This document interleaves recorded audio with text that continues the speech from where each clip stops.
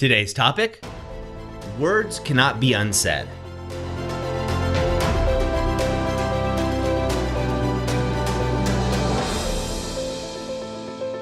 Hi, I'm Doug Holt, with author of Your Own Story, and this is your Daily Growth Hack, where each day we give you a tip, trick, or insight to help you up-level what we call the 5 to thrive. That is your mind, your body, your soul, your relationships, and yes, your business.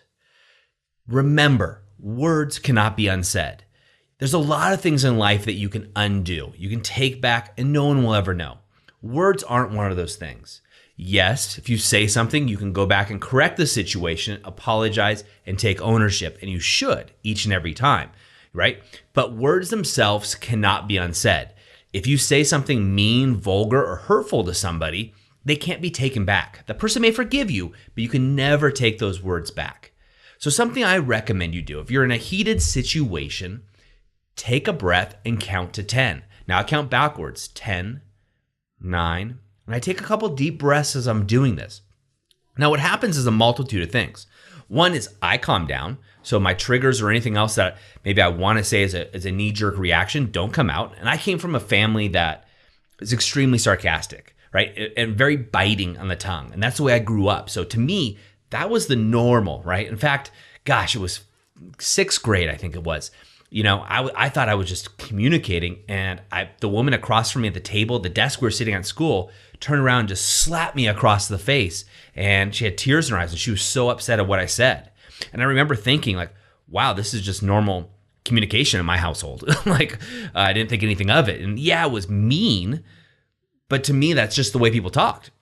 And I've had to unlearn that communication style for a long, long time. And it's not that my parents wanted me to have that, just the way that people talked in my house. It was 3 boys and my dad, my mom, and I had step parents too. And just that's kind of the way you did. And in retrospect, it was mean. And so words can't be unsaid. And there's so many times in my life, in my young life especially, and it took me a long time to get rid of that. And I've made a lot of conscious decisions. I can tell you another story, which is unfortunate, but I was playing basketball and I thought, as a young man, I was, again, I think it was 7th grade. I'm starting to discover that not everybody talks this way that I was taught in my house, like my brother's banter and the trash talk. And so during the game, I chose to trash talk to another player, right? He was older than me, twice my size, huge guy, muscular, the whole 9. And I thought to really push it, right? And I thought, wow, I have this gift where I can see people's weaknesses and push their buttons. And I was really good at it. And, I'm not bragging about it now, but at the time I was like, okay, as a young man, I'm experimenting. Well, during the game, I kept going and just jarring at him as we're playing. And halfway through the game, he just collapsed on the court crying, sobbing. He walked off eventually, and I felt horrible, right? And again, I'm telling you, words cannot be taken back.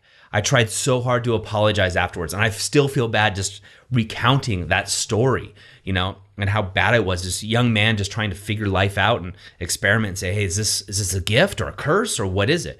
Now, I still have that ability to look at people and see what they don't see with inside themselves or see them really clearly. I just use it for good. I use it for coaching to help them get past hurdles. So it's a great gift. It's just how you harness those gifts, right? But I also learned at that time that I couldn't repair that. I couldn't take that back for him, right? He may have forgotten that, and I hope he has, but he may still be living with that.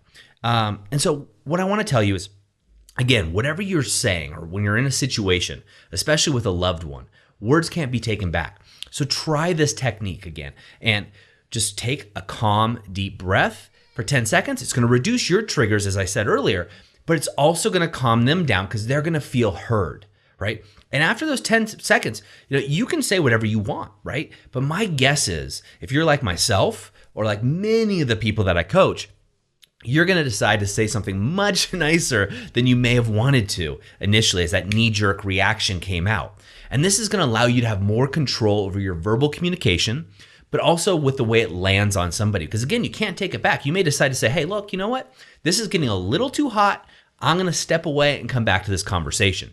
Now, it's also important you always tell the person you're going to come back to the conversation if you respect them, so they know that you're not just leaving and vanishing and running away from the conversation. But that's something for another daily growth hack. At this point, just what I want you to realize and think about, and I'm really speaking to the younger version of myself, especially if I wish somebody would have taught me and told me this at an early age, is you can't take back words. It's one of the few things in the world that you just can't take back. What's said has been said. Now, again, people can forgive you, but in my experience coaching people all over the world, oftentimes a lot of their things they're going through internally are things that people had said to them in the past. So I encourage you to be a light in the world, a shining light, and really pay attention to what you're saying. And so what I'd like you to do, or I invite you to do, is grab your journal and look at some of those things. Look at some of those common things that you are saying to people. Like, how often do you often comment on your friends or loved ones' weight? Do you often comment on how, in your household that you have one sibling who's stupid or not smart? We did that in my house and it was a joke. But right, that's not a funny joke when you look at it in retrospect. And now that I'm older, I would never say that to my son. I would, and some of the things I used to say to my close friends as jokes, I just would never say, and things that were said to me, like there were all kinds of things said to me that were 10 times worse. But that's what I want you to do. So what would you want to communicate to somebody if you given a chance that you'd want them to remember you by? What would be lasting? So again, if you're in a heated situation or something along those lines, an argument, something that triggers you from your past, take that 10-second break. If you still need time, just let them know, hey, I just need a little break. I will be back to this conversation a little bit. Let yourself cool down. And then if you're still in there, I highly recommend doing the work, right? Doing the Work by Byron Katie, right? And there's also a Release the Rage version of that. But Doing the Work by Byron Katie is a great way to kind of reset yourself and then come back to that communication style. That's it for me today. As always, share this with at least 3 people that you think would enjoy this, or 3 people you would like to have a conversation that matters with to grow your tribe. And of course, go over to authorofyourownstory.com. Get on the newsletter. You can unsubscribe at any time. And we all know how to do that by now, right? If you're not finding value. But I think you're going to find a lot of value to the newsletter as it continues to grow, because we're releasing more and more courses that we have. We have 3 new ones. They're all free for our newsletter subscribers. And I think you're going to get a lot out of them.